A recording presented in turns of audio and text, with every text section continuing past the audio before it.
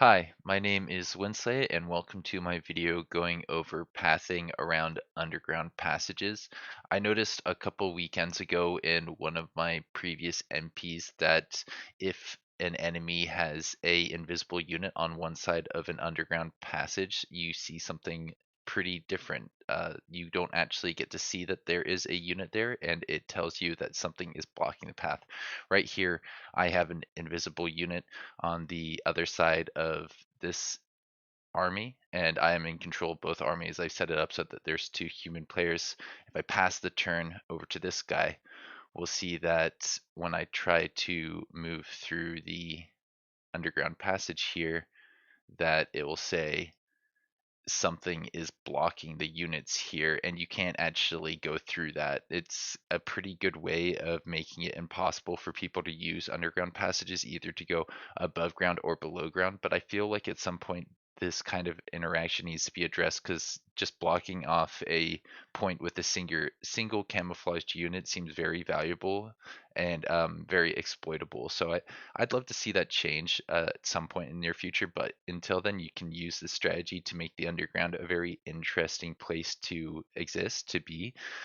Another interesting thing about underground passages is if I had that invisible unit under my control and I tried to attack into this 5 stack, usually this one unit would be close enough. It'd be inside the red dashed line that you see there next to my main hero here. I guess if I click on this guy and try and move it like that, you can see the reinforcement range on that stack includes this unit.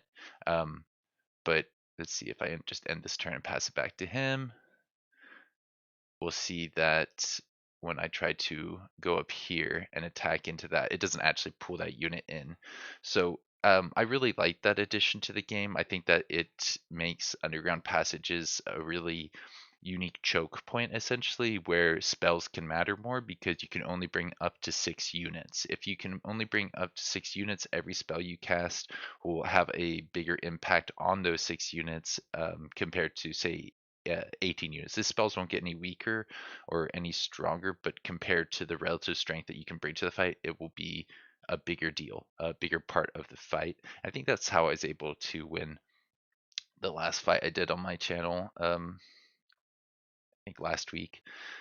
There's also something weird that happens in that same NP where I I think my enemy tried to path into my guys without seeing them on the other side. I think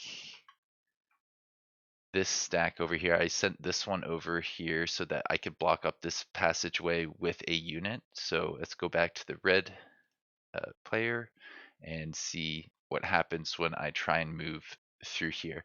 I think in the MP, it allowed the player to see that they could move into here, and when they clicked like this, it actually used their movement points to try and do this path, the secondary path. And that might be a simultaneous turns thing, because as I'm seeing here in classic turns in single player, this unit only used a little bit of his movement and still has the rest of his movement. I believe in the MP, he just went down this path after one single click to this hex right here, which is, I think, pretty frustrating for the other player. Well, I know it is pretty frustrating for the other player, and it's definitely something that, as you can see here, it doesn't have to work that way. And I think what we're seeing in this save file and what I'm showing you here is closer to the way it's supposed to work. But be aware, if you're pathing around underground passages, you may want to put a single unit on top of the passage before trying to move all of your units through that passage. And you may want to even check that there's no camouflage unit on the other side before dedicating 6 units movement points in that general direction.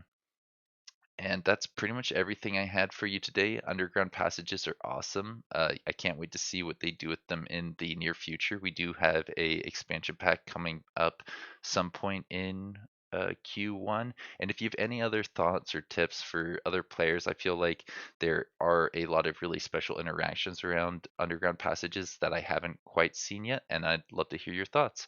I'll see you around. Have a good one.